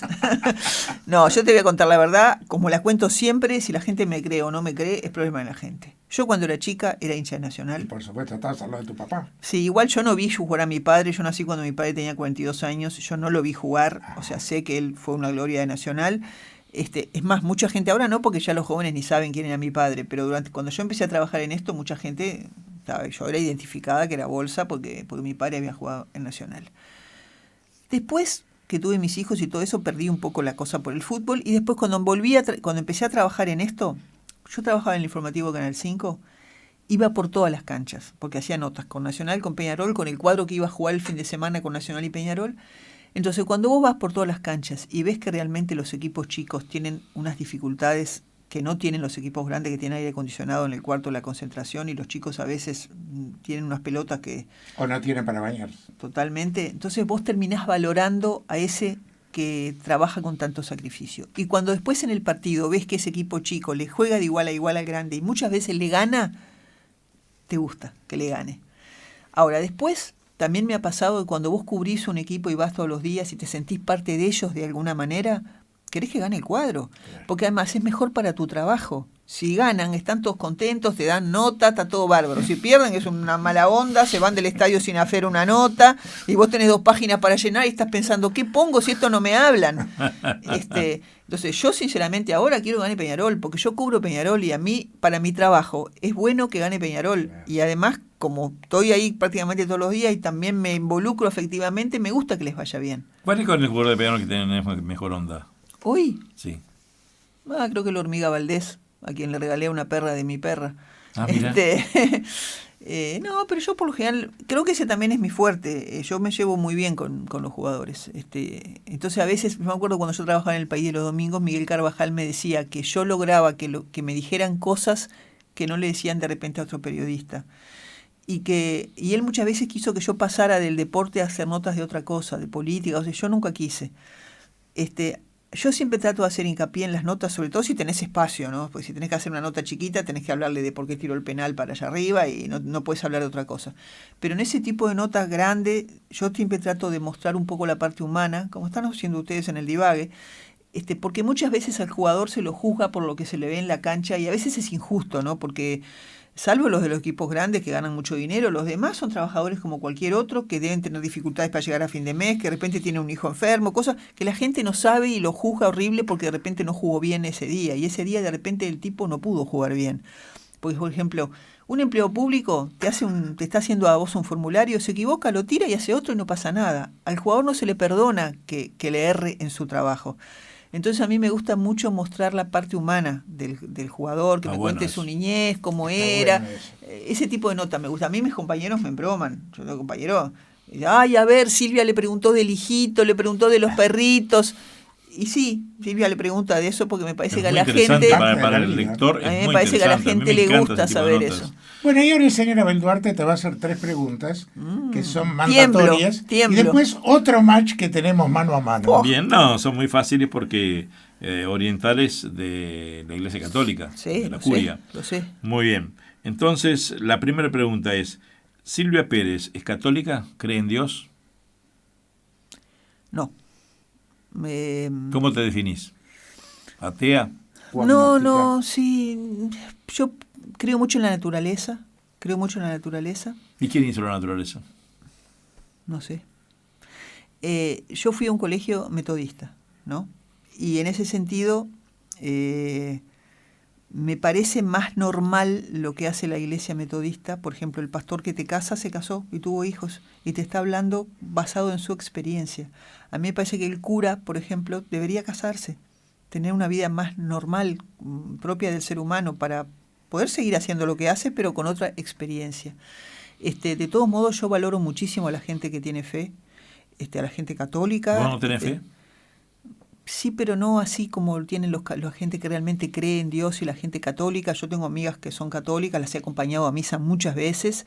Y, por ejemplo, ante situaciones límites de la vida, el que tiene esa fe, el que cree realmente en algo, lo toma de otra manera. Porque, por ejemplo, se te muere un hijo, que debe ser lo peor que te puede pasar en la vida, y vos sentís, el que cree realmente, que ese hijo está con Dios y quizás tiene una vida mejor que la que tenía en la tierra. El que no cree, se le acabó el mundo si se le muere un hijo, ¿entendés? O sea, yo respeto muchísimo a la gente que cree, realmente muchas veces me gustaría tener esa fe y esa creencia, pero no. La segunda pregunta es, va a ser difícil contestarla porque ya que no crees, ojalá que tengamos Silvia Pérez por muchísimos años, pero el día que Silvia Pérez no esté más en el mundo, ¿qué cree? ¿Va a algún lugar? ¿Se terminó ahí la historia? No, yo no creo que se termine ahí la historia. Creo que se termine ahí la historia para el envase, que es el cuerpo. Creo que el alma se va a algún lado, sí, creo, pero no sé a dónde. Pero creo que el alma se va a algún lado, sí, sin duda. Bien, y hoy tenemos un lunes, que todos los lunes, un espacio que se llama Conversando con el Cura, que está el padre Fabián Rovere. ¿Qué pregunta le harías al padre o a la Iglesia Católica?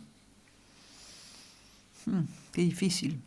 Yo primero veo con muy buenos ojos esta nueva Iglesia Católica, con el Papa Francisco a su cabeza, ¿no? Creo que está realmente tratando de cambiar las cosas en la Iglesia Católica, que durante mucho tiempo tuvo cosas que no favorecieron a la Iglesia. Mucha gente se ha alejado de la Iglesia por las cosas que han pasado, con muchos sacerdotes, ¿no? Creo que se está limpiando esa imagen de la Iglesia y que eso es muy bueno. Y yo que sé, de repente le preguntaría por qué no utilizan toda esa gran riqueza que hay en el Vaticano para ayudar. Bien.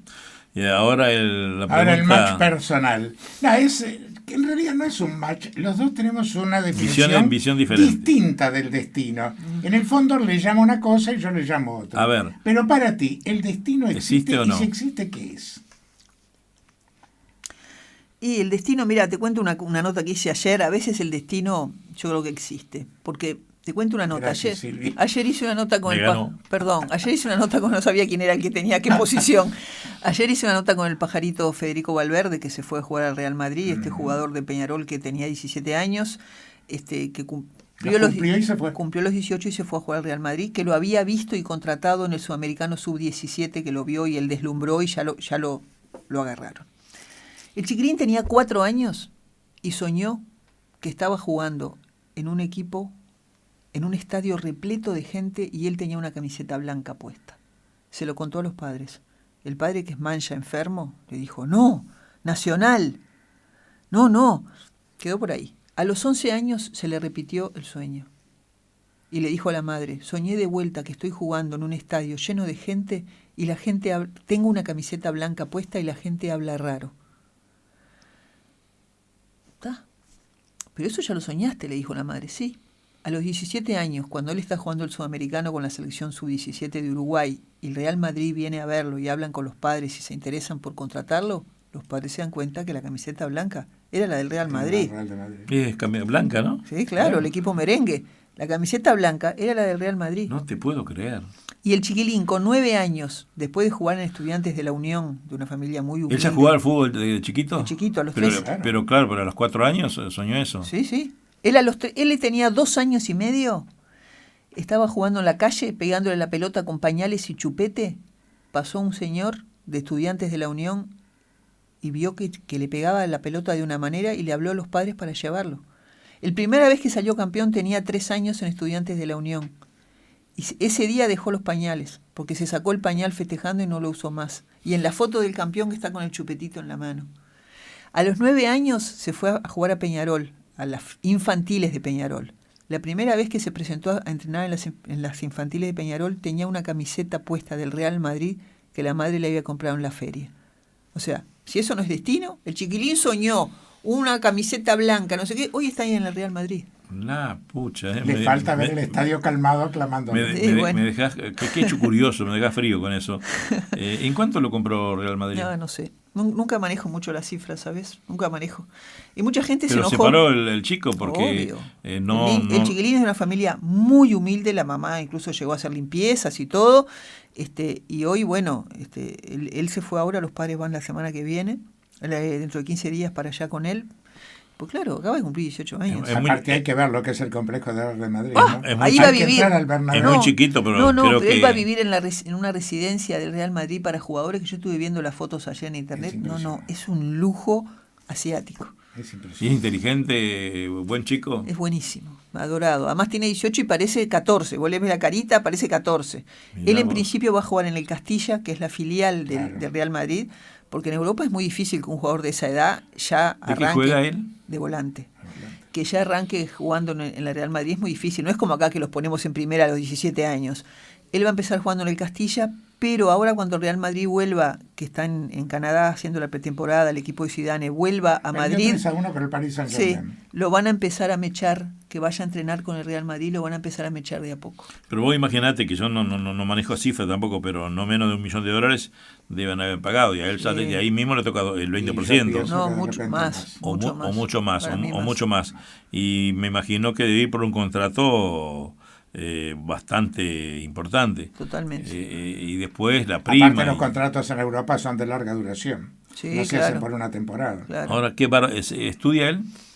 No, ahora creo que no, estaba haciendo liceo, pero me parece que el Real Madrid le exige que estudie. Seguramente. Igual él tiene, sobre todo la madre Doris, es un encanto de persona, una mujer trabajadora que luchó toda la vida por sacar sus hijos adelante. Y bueno, y uno le gusta cuando... Yo ayer fui a hacer la crónica de su partida en el aeropuerto, que yo sabía que él no podía hacer notas porque el Real Madrid no le deja hablar hasta que no se ha presentado allá. No, él no podía hacer notas, tenía una orden del Real Madrid de no hacerlo. Pero yo igual fui a hacer la crónica. La crónica es un estilo periodístico que me gusta mucho. Y bueno, estaban muchos compañeros de las formativas de Peñarol que lo fueron a despedir. ¿Cuántos quisieran estar en su lugar?, se pregunta uno. Los vecinos de la Unión, de cuando él se crió, que lo conocen desde chico, la familia. O sea, fue una cosa preciosa. Y cuando él entra para embarcar con Gerardo Rabaida, que es su representante... ¿El arquero? Sí, el ex arquero, se escuchó un grito que decía, ¡arriba, pájaro!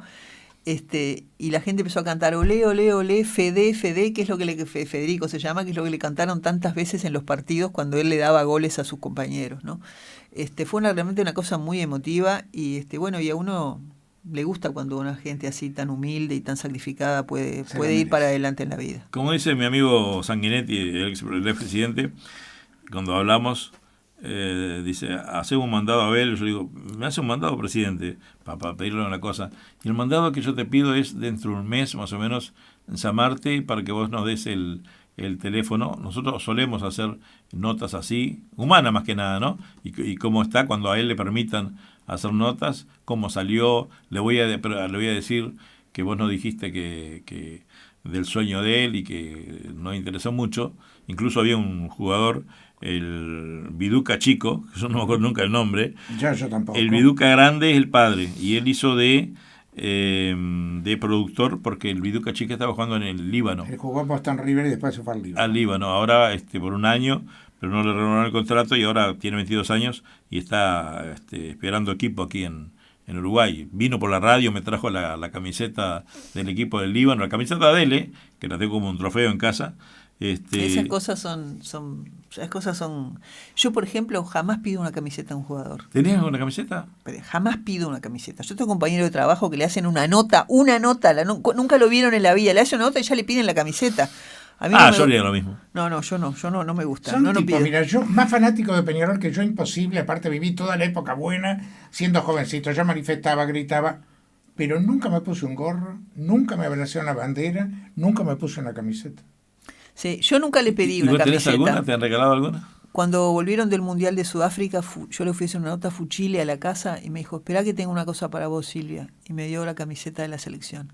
Es una cosa que te emociona realmente, la tenés ¿no? bien guardadita Sí. en tu casa, ¿no? La que la usa es mi hija, pero esas cosas te gratifican, te emocionan. De Es casi seguro que el próximo cuarto puesto no lo vamos a ver si tenemos que esperar 40 años. No, esperemos que menos. Silvia, ¿pasaste bien de esta hora y Bárbaro, media? la verdad que bárbaro. Les agradezco mucho, fue muy lindo venir. Y bueno, muchas gracias por todo. Una cosa que te voy a recomendar, Abel. Vos tenés que hacer un baile para gente grande. ¿Es que lo hago? Sí, pero ¿cuándo? Ahora el 24 de agosto. Oh, pero una vez. Sí, Noche de Nostalgia. No, hacemos dos fiestas para la gente grande. Dos fiestas en el año. Mayo y No, agosto. no. Vos tenés que conseguir un local y hacer un baile de grandes. A mí me encanta bailar. Me encanta. Solo bailo en un casamiento. Cuando me tengo un casamiento, estoy esperando que me venga un casamiento para bailar. Yo cuando bailo siento que mi pareja también, que es bueno para la pareja, que uno se divierte de otra manera. Antes había algún baile acá, me acuerdo había un local que se llamaba 30 y Pico en Carrasco, Sí, había sí. algún local para gente. Acá en este país no existe, vos vas a otro país del mundo, en Estados Unidos, hay bailes para gente de 80 años, ¿entendés? No porque seas grande no puedes disfrutar de divertirte sanamente y de bailar. Abel tiene que poner un coso que haya un baile para gente grande, pero no 2 veces por año. Que haya siempre, quiero un fin de semana ir a bailar, voy a bailar. Lo voy a pensar. Gracias, Silvia. A ustedes. Gracias por estar acá. La verdad que ha sido un gustazo, ¿eh? Bueno, además, Gustavo Farré sigue en vivo hasta las 3 sí. de la mañana, ya hemos pasado casi la 1:40, y nosotros contigo nos reencontramos mañana a las 3 de la tarde. Bien. Y estuvo Álvaro Escaso en grabaciones. Gracias, Alvarito. De mi parte es eso, no te olvides de algo que para mí es muy importante. Te quiero muchísimo, un doble beso. Seguí adelante, que si vos querés podés, Silvia. Y nunca dejes de existir. Muchísimas gracias.